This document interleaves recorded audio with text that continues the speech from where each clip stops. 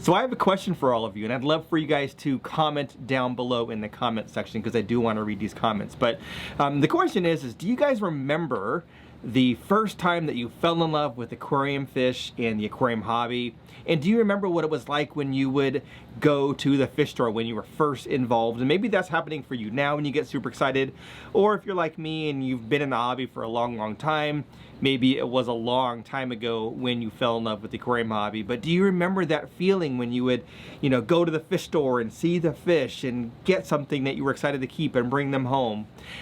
So for me, it was a long time ago, way before I was driving. I was, a little young kid, and I would jump on my bicycle, a little 10-speed, and go to the local fish store and buy aquarium fish and bring them home like in a backpack or something. So obviously I've got cars and things like that now, but I thought it would be fun to kind of replicate that feeling. So I'm gonna jump on my bike and go to the pet store. Now, definitely things have changed. I'm much older and the bikes have improved, so I've got like an electric bike which is gonna help me like with the San Francisco hills and things like that. But anyway, I thought it would be fun to kind of do like a retro video back in time, rewinding the clock.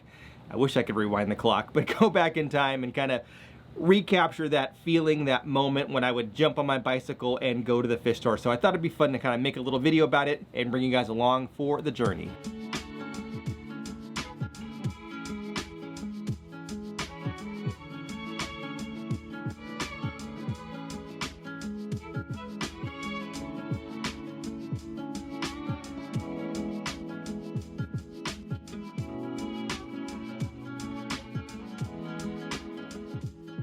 So being in San Francisco, I have access to several stores that I enjoy shopping at. This is 6th Avenue Aquarium, which is one of my favorites when it comes to a wide variety of fish at a good price. One thing that is very unique about this store is that they allow the customers to catch their own fish. In fact, the staff prefer the customers to select and catch their own fish unless there's a specific need or reason, such as a physical limitation or certain fish that are secured with a lock. And that does happen because people do steal fish, unfortunately. In this particular tank, there are a few different species of fish, so I'm having to catch the fish that I want without netting the other fish. Not easy. As you can see, I have resorted to delicately using my hands to separate the fish. Not ideal, but it was the easiest and most efficient way. This store has a wide variety of fish, from the most common and basic species to some that are not often found in the aquarium hobby. They usually have a section with cool and rare plecos, and also an area with some soon-to-be monster fish, so you better have a big tank if you want to keep some of those. While some of these fish are kept in very small spaces, they are part of a much larger water system, as you can see, and the fish do sell very quickly at the store, and are usually sold within a few days.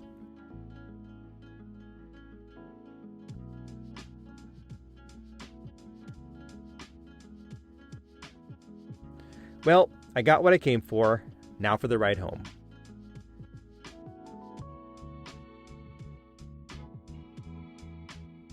All right, everyone. Well, I'm back in the fish room, and I'm thankful that I'm in here because it is nice and toasty, 78 degrees in this room. When I left the house, it was like 60 degrees and sunny, and I spent a little bit too much time in the fish store, and it was foggy, cool, San Francisco cold fog on the way home. My ears are cold now, so I'm thawing out a little bit. But anyway, I just got back and haven't unbagged a fish or anything like that.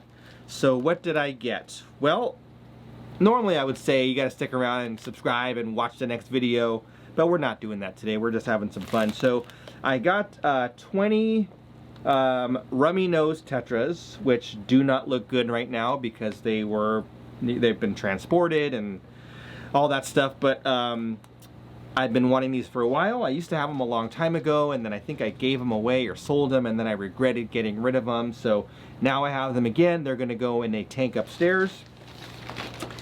And I also got some electric blue Acara, which I have been wanting for a long time. Now I did get some over the summer, but I had a disease situation with those and I lost all of them. But now I just got 4 more, so I'm going to quarantine and treat all of these fish for parasites and things like that, and keep them down in one of my aquariums down here. Now remember that every one of my systems in this room, they run on their own system, so it's not like a joint system where they share the same water. So they all have their own filtration, and I'm going to put them in a quarantine system. And I got some frozen bloodworms because, you know, always need those for the puffers and things like that. So I'm editing this video, and I thought I would just jump in real quickly and talk a little bit about the quarantine system that I have, or the quarantine process. So I always quarantine my fish and keep them separate from other fish in the aquarium, you know, when I get new fish, before adding them to an aquarium, to ensure that I'm mitigating the chances of me passing on a disease or something like that, a parasite, to another fish. So I always like to quarantine in a separate tank. Sometimes if it's a brand new tank that I've set up and it's the first fish that's going to be in there, then I'll just quarantine them in that specific tank. Other times I will obviously set up a separate quarantine system. Now, down in my fish room, I do have a 20-gallon tank that's always running, always cycled, ready to go. It's a bare bottom tank, and I can use it for either quarantining or growing out fry, or, you know, putting you know, fish eggs in a bubbler, things like that. So I always have an option to, you know, have a 20-gallon aquarium ready at any time. Additionally, I also have like several extra empty tanks in storage that I kind of hide in kind of the stands underneath my aquarium. So I've got like several 10s and 20s down there as well. So I could very easily set up, you know, 3 or 4 quarantine systems, just plug them into an air pump, and put in a cycled sponge filter, and I'm ready to go, which I do have cycled media ready to go. So I always have a quarantine system, but this is just kind of a 20-gallon tank that's set up and ready to go underneath my 55-gallon brackish tank. And then I also do medication. So I like to use the Med Trio. The Med Trio is a combination of using ICX. ICX is great, obviously, for treating ick, and it does some other things, but for me, it's mostly the ick that I'm you know, going after. And then I use Paracleanse. Paracleanse is for treating certain parasitic diseases, internal parasites that most fish will have when they come from either the wild or a wholesaler or whatever. They're usually going to have something in them, so I like to purge them of that. And then I also use Maricin, and Maricin is a antibacterial medication. It's essentially erythromycin, which is an antibacterial medication that you can use to treat bacterial infections. So like if you get new fish, and even some of these that I noticed when I got them, there's a couple like ragged fins and stuff like that. Those can get a bacterial infection, so I will treat for those. If you don't have access to medication, you can use salt. And I will share, because some people don't agree in using medications.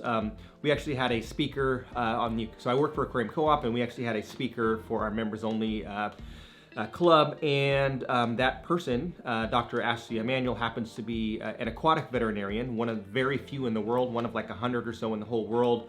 And she actually agreed with the Med Trio. She also agrees with the prophylactic treatment of you know, treating for fish when you get them. They're treating for diseases and parasites when you first get your fish, as preventative measures. So that's what I do.